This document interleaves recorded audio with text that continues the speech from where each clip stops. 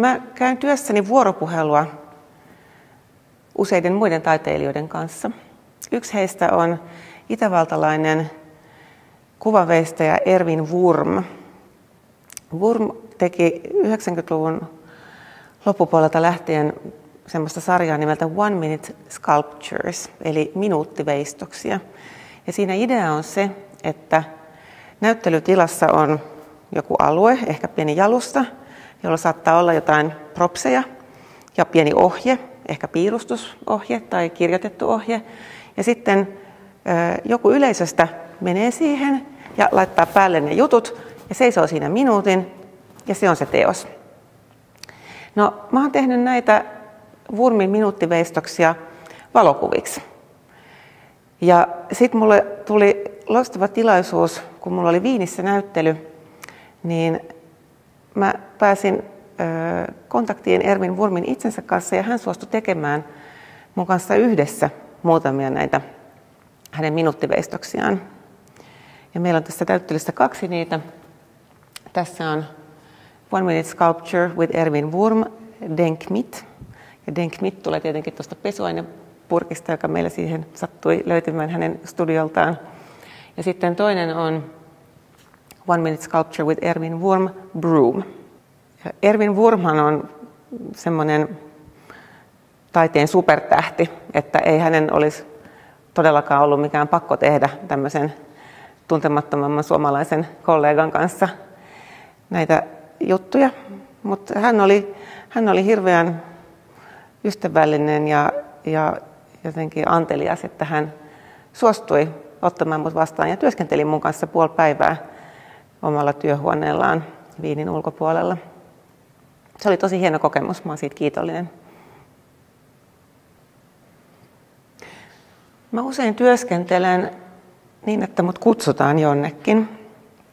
Vuonna 2017 mä sain kutsun Saksaan Förin saarelle. Se on semmoinen Pohjanmeressä oleva saari, hyvin tämmöinen litteä, vehreä paikka, jossa on aika hieno museo, nykytaidetta ja vanhempaa taidetta. Ja mä vietin siellä 2 viikkoa semmoisessa taiteilijatalossa itsekseni koirani kanssa ja tein siellä aika paljon Erwin Wurmin One Minute Sculpture -duuneja. Muun muassa hänellä on semmoinen ehdotus, jonka nimi on bag, kassi, ja sitten se ohje kuuluu, että laita museokassi päällesi, kasvojesi eteen tai päähäsi.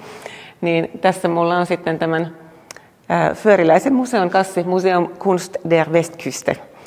Ja värit on mulle hyvin tärkeä asia, niin kuin näkyy. Jotenkin mitä vanhemmaksi mä tuun, niin sitä enemmän mä oon tämmöisten perusasioiden ja perusvärien äärellä, että Mondrian värit, punainen, keltainen, sininen, on aika vahvasti läsnä ja oranssi, vihreä.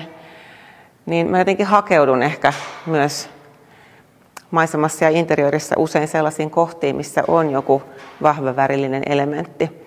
Tai jos sellaista ei ole, niin mä saatan tuoda sen sitten esimerkiksi vaatteiden avulla kuvaan mukaan.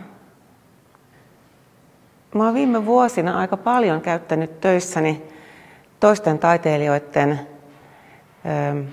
teoksia tai ohjeita semmoisena ikään kuin lähtölaukauksena jollekin omalle ajattelulle.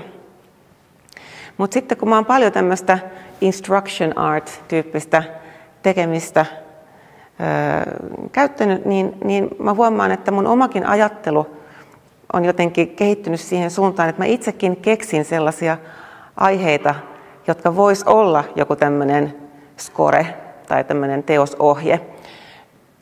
Tässä meillä on 2 kuvaa, joita mä kutsun nimellä Measuring Wind Speed, eli tuulen nopeuden mittaaminen. Se on ihan mun oma keksintö, mutta se voisi olla jostakin 60-luvulta jonkun fluxustaiteilijan keksintö.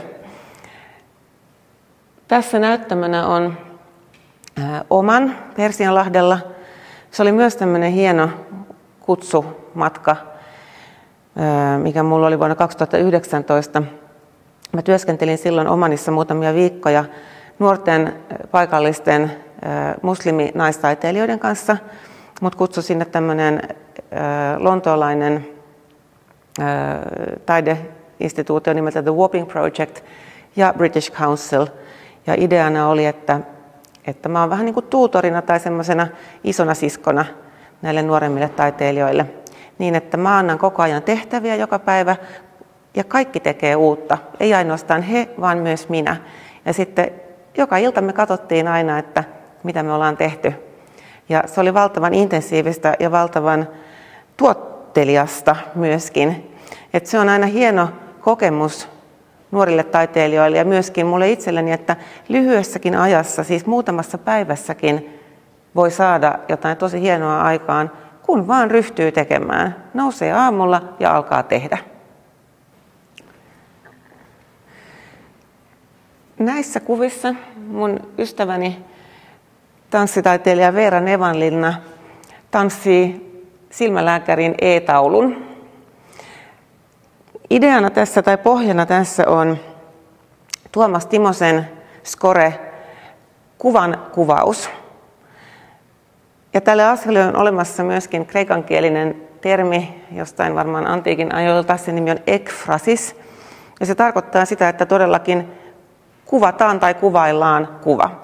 Ja tässä siis Veera kuvailee tanssin keinoin E-taulun, että mihin suuntaan se E osoittaa kulloinkin. Me ollaan tehty tästä aiheesta myöskin video, mutta täällä me esitetään nyt tämä still-kuvien sekvenssi. Tämän yläpuolelle tulee näyttelyssä tämmöinen John Baldessarilta lainattu aihe, jonka nimi on Ball in the middle of the frame, pallo kuvan keskellä. Ja Baldessarin idea tai hänen väitteensä oli se, että valokuvaajat aina haluaa tehdä semmoista täydellisesti rajattua hienoa kuvaa. Ja hän halusi nyt sotkea tätä asiaa sillä lailla, että hän heitteli palloa ilmaan ja sitten pitää yrittää kuvata maisema niin, että se pallo on kuvan keskellä. Ja tämähän, kun kuvaaja fokusoi siihen palloon, niin se ei pysty tekemään tämmöistä täydellistä rajausta, semmoista ärsyttävän täydellistä kuvaa. Eli tässä on tämmöinen tavallaan vitsikäs tapa jotenkin katsoa maisemaa toisella tavalla, ottaa mukaan siihen liike ja leikkisyys. Meidän ajatus tässä, kun yleensähän aina näyttelyssä sit kuvat linjataan jotenkin, että on keskilinja samassa tai alalinja tai ylälinja, niin tässä me päätetäänkin tehdä niin, että me linjataan se tämän pallon mukaan. Ja koska pallo on joka kuvassa vähän eri korkeudella luonnollisesti, niin sitten tulee tämmöinen aaltoileva viiva. Eli se liikkeellisyys korostuu siinä entisestäänkin. Yksi mun lempikirjailija on V.G. Sebald, saksalaissyntyinen Englannissa kuolemansa saakka asunut kirjailija. Hän kuoli äkillisesti ja hänellä oli silloin työn alla kirja Korsikasta. Siitä on julkaistu sitten postuumisti semmoisia katkelmallisia tekstejä. Ja kun mulle tuli tilaisuus mennä työskentelemään Korsikalle vuonna 2019, niin mä luin sen kirjan. Ja siitä tuli mun matkaoppaani Korsikalle. Sebald kertoi muun muassa Piana-nimisestä kylästä, jonka hautausmaata hän kuvasi. Ja kertoi, että siellä ei ollut mitään semmoisia hautaistutuksia niin kuin Euroopassa, tämmöisiä säntillisiä, geometrisia, jotakin muotoon leikattuja tuija-aitoja ja muuta, vaan siellä oli vaan pikkurikkaruohoja, luonnon kasveja, jotka kasvoi siellä hautakivien välissä. Ja hän piti niitä paljon kauniimpana kuin tämmöisiä säntillisiä istutuksia. Ja mä keräsin sieltä hautausmaalta nämä kasvit ja tein niistä oman herbaarion syanotypialla. Ja tämä paperi, mitä mä käytin, oli hyvin merkityksellistä mulle. Nimittäin mun äitini kuoli, kun mä olin 13-vuotias. Ja hän oli jäänyt leskeksi muutama vuosi aikaisemmin. Ja se oli sitten mahdollistanut hänelle ilmeisesti unelman toteutumisen. Eli hän meni taidekouluun, sitten kun mun isä ei ollut enää määräilemässä. Ja vietti 4 onnellista vuotta taideopiskelijana. Ja tästä tuli mulle semmoinen malli, jonka mä oon sitten itse myöhemmin elämässäni ikään kuin toisintanut. Mutta mun äidiltä jäi, koska sitten hänkin kuoli tosiaan vuonna 1985, niin häneltä jäi käyttämättä akvarellipaperia, jonka mun veljeni löysi kesämökiltä vuosikymmeniä myöhemmin. Ja antoi mulle sanoen, että sähän oot taiteilija, että sä voit ehkä käyttää tätä. Ja sitten mä varastoin sen paperin, ajatellen, että ehkä joskus tulee joku tilaisuus. Ja se tilaisuus tuli sitten Korsikalla. Kun mä luin sen Sebaldin kasvijutun, mä ajattelin, että tähän mä käytän äidin paperin. Mun äiti oli myöskin syntynyt samana vuonna kuin Sebald, vaikka hän kuoli vielä vähän aikaisemmin, tätäkin aikaisemmin nuorempana. Mutta mä ajattelen, että tämä teos, tämä syanotyyppikasvisto, niin se on omistettu sekä mun lempikirjailijalleni että mun äidilleni, jonka esimerkin voimasta mäkin uskalsin aikuisena jo muuta tehneenä hakea taidekouluun ja olen sitten sillä tiellä edelleen tänä päivänä.